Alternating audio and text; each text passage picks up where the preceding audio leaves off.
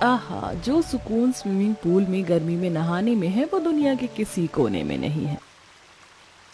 आह, अरे नहीं, ये मेरा पूल नहीं, मेरा बाथ टब है। आह, काश कि मेरे मायके की तरह ससुराल में भी एक स्विमिंग पूल होता तो मैं आराम से उसमें तैरती। रीशा ऐसे ही बाथरूम में खुद से बातें करते हुए बाथ टब में अपना वक्त गुजार रही थी। टंकी को उसने खोला हुआ था, जिसकी वजह से बाथ टब में पानी ओवर हो गया और वो बाथरूम में फैलकर बाथरूम से बाहर भी आने लगा। हाँ जी, मैं समझ गई। हे भगवान, ये फर्श फिर से गीला हो रखा है। रीशा, अरे ओ रीशा, अरे टंकी बंद कर, बाहर तक पानी आ रहा है। कर रही हूँ माँ जी। क्या हुआ माँ जी, आज फिर से रीशा ने पानी पानी कर दिया क्या? हाँ, ऐसे और कोई काम रह गया है क्या? जब देखो तब घंटों घंटों को बाथरूम घेर कर बैठ जाती है। अरे ओ रीशा, जल्दी से बाहर आ। सुलेखा के गुस्सा करने पर रीशा बाहर आई और फिर सुलेखा ने उसे खूब डांटा। रीशा और आरती सुलेखा की बहुएं थी। रीशा छोटी बहू थी और आरती बड़ी। मायके से ही रीशा को स्विमिंग पूल में नहाने का बहुत ज्यादा शौक था, लेकिन ससुराल में उसके कोई स्विमिंग पूल नहीं था, जिसकी वजह से वो गर्मियों में अपने बाथ टब में ही बैठकर स्विमिंग पूल का मजा लेती थी। लेकिन सुलेखा को ये बात रीशा की पसंद नहीं थी। आज भी जब रीशा बाथरूम से आई, आ गई तू? अभी भी क्यों आई? बोल देती तो तेरा सारा सामान बाथरूम में ही रखवा देती मैं। बदतमीज कहेंगी, तुझे बस नहाना याद रहता है, कभी घर का कोई काम भी देख लिया कर।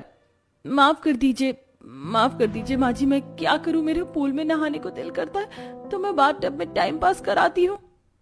अभी तक तुझे जो करना था मैंने करने दिया, लेकिन अब नहीं रीशा, बस बहुत हो गई तेरी मनमानी। अब मैं तुझे नहाने से अलग बिल्कुल भी बाथ टब में नहीं जाने दूंगी।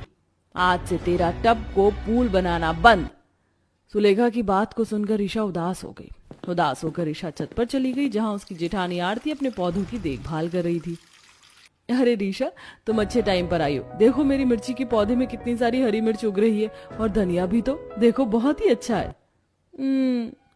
क्या हुआ, तुम कुछ उदास लग रही हो? भाभी, उदास होने की तो बात है, माँ जी ने मुझसे बाथ टब में नहाने को मना कर दिया। काम से निपट कर पूल का एहसास लेने को मेरे पास टब का ही तो सहारा था, अब वो भी गया। अरे रीशा, तुम भी ना, देखो ससुराल में वो सब नहीं मिलता जो हमारे मायके में होता है, तुम ही बात को समझ लो ना। आरती की बात को सुनकर रीशा उदास सी छत से उतर आई। आरती ने उसे देखा और वो फिर से अपने पौधों में ही लग गई।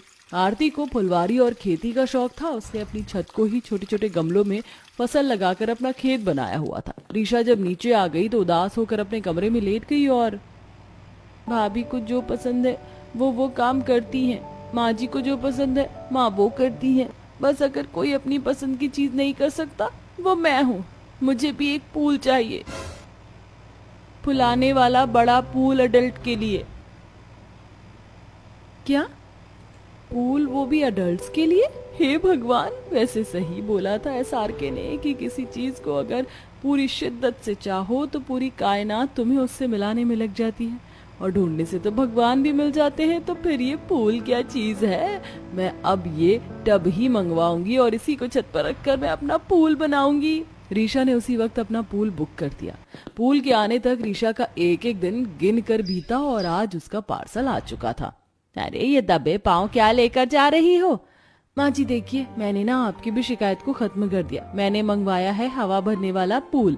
इसमें हवा भरो और कहीं भी रखकर पानी भर दो। माँ जी ये बहुत अच्छा है। तो तू इसे कहाँ रखेगी? इसको मैं रखूंगी छत पर, क्योंकि ये बहुत बड़ा है। रीशा की बात को सुनकर सुलेखा चुप हो गई। रीशा छत पर अपना पूल लेकर गई, जहाँ जाकर उसने उसमें हवा भर दी और फिर पाइप लगाकर उसमें पानी भरा। उसका फुलाने वाला पूल बहुत ही बड़ा था। अरे वाह, मेरा पूल! इस पानी में मैं ये बबल मेकर डाल देती हूँ, आज तो दिल भर कर नहाऊंगी। रीशा ने अपने पूल में बुलबुले बनाए और वो कपड़ों के साथ ही अपने पूल में घुस गई। कुछ देर के बाद अपने खेत को देखने आरती आई तो वो इतना बड़ा पूल देखकर चौंक गई। ये क्या, हमारी छत स्विमिंग पूल बन गई? आ जाओ भाभी, इस पूल में बहुत मजा आ रहा है। नहीं नहीं, तुम ही नहाकर मजे करो, मैं तो यहाँ अपनी फसल देखने को आई हूँ। आरती की बात सुनकर ऋषा मुस्कुराने लगी। आज लगभग सारा दिन ऋषा छत पर ही रही। आरती ने भी उसे नीचे आने को नहीं बोला और सारा काम खुद ही निपटा लिया। ऐसे ही अब लगभग एक हफ्ता बीत चुका था। ऋषा अपना सारा वक्त बस पूल में ही खत्म कर देती थी। वो ना कोई घर का काम देखती थी ना ही कुछ और। ऐसे पूल में बैठने का भी अपना ही मजा है। अरे नहीं, मेरा ये साबुन घोला हुआ पानी इन पौधों पर गिर रहा है, कहीं ये खराब ना हो जाए। एक तरफ ऋषा ऐसे बोल रही थी तो वहीं दूसरी तरफ, एक हफ्ते से मैंने अपने पौधों की देखभाल भी नहीं की। ऊपर ऋषा अपना पूल बिछाए बैठी रहती है, तो मुझे समझ ही नहीं आता कि मैं अपने पौधों का ख्याल कैसे रखूं। आरती ऊपर जाने में कतराती थी क्योंकि उसके समझ में नहीं आता था कि वो अपने पौधों का ख्याल कैसे रखे। सारी छत को घेरे हुए ऋषा सारा दिन पानी में बैठी रहती थी। ऐसे ही आज के दिन। अरे बहू, क्या बात है, ऐसे पटक पटक कर रोटी क्यों बना रही है? माँ जी, इस ऋषा ने तो हद कर रखी है। सारी शर्म लिहाज तो मानो धोकर ही डाल दी है इसने। सारा दिन बस ऊपर गुजार देती है। घर में सफाई भी मैं करूं, बर्तन भी मैं ही साफ करूं, खाना भी मैं ही बनाऊं, और उस महारानी को बस खाना खाने से मतलब है। माँ जी, मैं यो इस सब से तंग आ गई हूँ, मैं ऊपर जा रही हूँ। आरती ऐसी गुस्सा करते हुए ऊपर चढ़ गई। जहां ऊपर जाते ही उसने देखा कि उसके हरे भरे पौधे रोज रोज साबुन का पानी पड़ने से जल गए थे और उसकी सारी फसल बर्बाद हो चुकी थी। ये सब देखकर आरती का गुस्सा और बढ़ गया और वो ऋषा के पूल में लात मारते हुए बोली, जब देखो pool pool pool pool pool, नहीं तो बवाल हो गया, गांव में ऊंट आ गया है शायद। क्या है भाभी, क्या है? ऋषा, तुम ये बताओ कि तुम्हारे अंदर जरा सी रत्ती भर भी शर्म लिहाज है? सारा दिन तुम इस पूल के बहाने से ऊपर पड़ी रहती हो। घर के किसी भी काम से तुम्हें मतलब नहीं है। तुम्हारी वजह से मैं अपने पौधों की देखभाल नहीं कर पाती हूँ। बस बहुत हो गया। अब से तुम इस पूल को यहाँ नहीं रखोगी। क्यों नहीं रखूंगी? और आप होती कौन है मुझे बताने वाली कि मुझे क्या रखना है और क्या नहीं? भाभी देखिए, मैं आपकी इज्जत करती हूँ और मैं आपसे कोई बदतमीजी नहीं करना चाहती हूँ, इसीलिए आप भी चली जाइए। दोनों देवरानी जेठानी में ऐसी ही बहस होने लगी, जिसका नतीजा ये आया कि सुलेखा आरती को ही पकड़कर नीचे ले गई। आरती को बहुत गुस्सा आ रहा था, लेकिन ऋषा को कुछ भी समझ नहीं आया। आज भी वो सारा दिन ऊपर ही रही और सनसेट के बाद नीचे आई। लगभग 1 महीने तक ऐसे ही सिलसिला चला और अब ऋषा को कुछ स्किन प्रॉब्लम्स ने घेर लिया।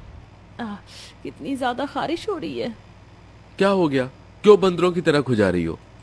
भूषण, मेरे बहुत खारिश हो रही है और ये लाल लाल के फफोले से भी पड़ रहे हैं, देख रहे हो? मेरी स्किन बहुत दर्द कर रही है। अरे नहीं, ये तो तुम्हारी स्किन पर किसी तरह का इन्फेक्शन हो रहा है शायद। अभी तो रात हो रही है, कल सुबह माँ के साथ डॉक्टर के पास चली जाना। पता नहीं ये क्या हो रहा है। ऋषा ने अपने पति की बात पर गर्दन हिला दी। जैसे ही दिन निकला, उसने अपनी स्किन की कंडीशन अपनी सास को भी दिखाई और सुलेखा बोली, तेरी खाल की हालत तो सच में ही खराब है। ठीक है, तो तू मेरे साथ चल। सुलेखा ऋषा को अपने साथ स्किन स्पेशलिस्ट के पास लेकर गई, जहां जाने के बाद पता चला कि ज्यादा पानी में रहने से ऋषा की स्किन का ये हाल हुआ है। जी, ये एक टाइप की एलर्जी होती है जो ज्यादा पानी में रहने की वजह से हो जाती है। माना कि गर्मियों में नहाना और पानी बहुत अच्छा लगता है, लेकिन ये स्किन के मॉइस्चर को भी खत्म कर देता है, इसलिए हमेशा लिमिटेड नहाना चाहिए। हाँ तो डॉक्टर साहब, ये तो सुबह से शाम तक बस पूल में ही घुसी रहती है। नहीं, इस तरह मत कीजिए, बल्कि अभी जब तक ये स्किन रिपेयर नहीं हो जाती तब तक अच्छा रहेगा आप नहाओ भी नहीं। पानी इस कंडीशन में जहर का काम करेगा। डॉक्टर की बातें सुनकर सुलेखा ऋषा को घूरने लगी। अब ऋषा को अंदाजा हो गया कि उसके पूल के भूत ने उसे कितना नुकसान करवाया था। उस दिन के बाद से फिर कभी वो पूल में रोज रोज नहीं नहाई। उसने छत को भी खाली कर दिया, जिससे आरती को भी फिर से जगह मिल गई और सभी मिलजुल कर खुशी खुशी रहने लगे।